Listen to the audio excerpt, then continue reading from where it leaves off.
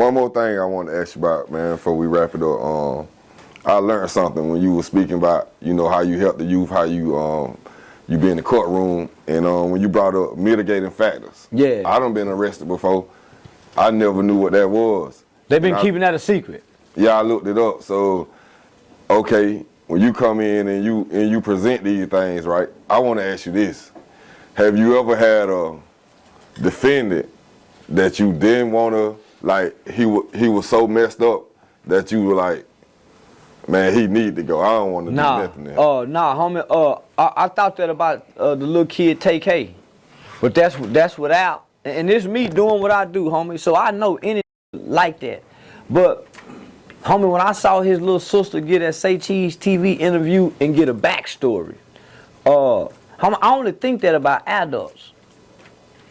Even little Marlo Mike, homie, he killed 9 people. I still think, homie, at some point this kid will be of value somewhere in life. Because I grew up with who done killed people. I grew up with some we thought we were killers. But by the time you get 30, 35, you meet these homies, these nah, homie. So I thought that about the little dude TK, homie, till I got his backstory. Black people don't know because of our conditions. If we're gonna blame the system, okay, let's blame them. Come with the mitigating factors when you get in trouble, homie. Man, they done even brought me in on robbery cases to do mitigation. To present to the courts, homie, that this kid mama sell dope, and you see what I'm saying? So, homie, but mainly if for violent crimes, the courts is supposed to, man, they supposed to, homie. You ain't supposed to get no life sentence and all this time, and you hadn't gave him an opportunity to present mitigating factors. Man, you can damn near win an appeal every time. But we don't know this. So the mitigating factors is, man, the nigga was dropped on his head when he was 9 months old.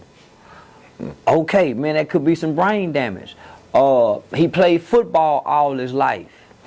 He was a running back, homie. Any fight. Well, he had a gang fight when he was 13 years old. They were kicking, he got kicked in the head during the fight. Homie, that can change the whole trajectory. Psychologically, mentally, emotionally. He watched his mama get jumped on. He watched his sister get killed. He used to hear his sister get molested. So all those are mitigating factors. His mama was born on crack. His dad in prison. All those are mitigating factors that the courts are supposed to take in consideration when sentencing. I mean, not just black people, but anybody. But the public defender, they don't want to work to have to do this, because now they have to get with a mitigation firm. The mitigation firm go out and interview the mama. They talk to the 2nd grade teacher. They talk to the 5th grade PE coach. They talk to the little league coach. They talk to the high school coach, and then they go talk to whatever CPS investigator that was on. So they have to gather all this, homie, and they don't want to do that work. But the courts pay for it. And yeah, nah, homie. I was getting paid almost $75 an hour to do that. So that would include my phone time, if I was spending time on the phone, or if I had to drive a distance to go talk to, you know, whatever defendant was in the jail at the time. And so my whole thing was just trying to convince them young that these white people really trying to help them.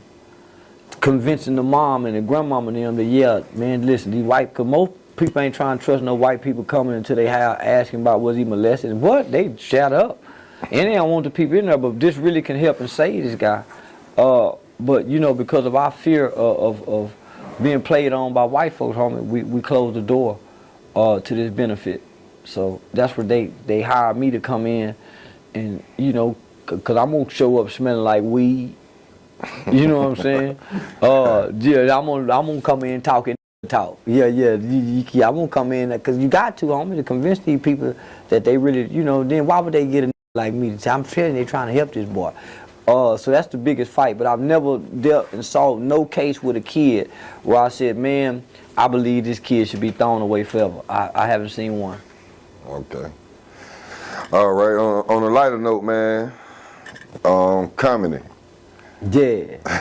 Man, I done found my place. I done found my niche. Yeah, I seen in the interview where you say you went back and studied a couple of the greats, Rudy Ray Moore and Petey Green and Dick Gregory, man. Yeah. And so what we can expect?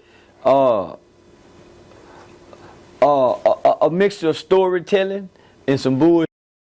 Yeah. I'm gonna be down. I like to talk about the bullshit. You know, the nigga just got out of the penitentiary, still living good with that good penitentiary. That end up not being later on down the road when he lose his muscles, and she realized he can't keep a warehouse job.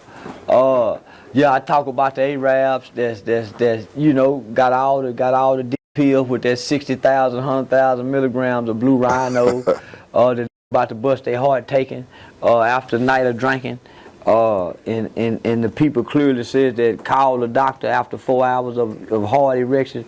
And now, yeah, I got a whole bunch in the repertoire. And I'm definitely gonna talk about Mason Soldier Boy. Yeah, everybody love that. Yeah. I might talk about Whack 100. But yeah, nah, I mean, I got a long journey that got me here.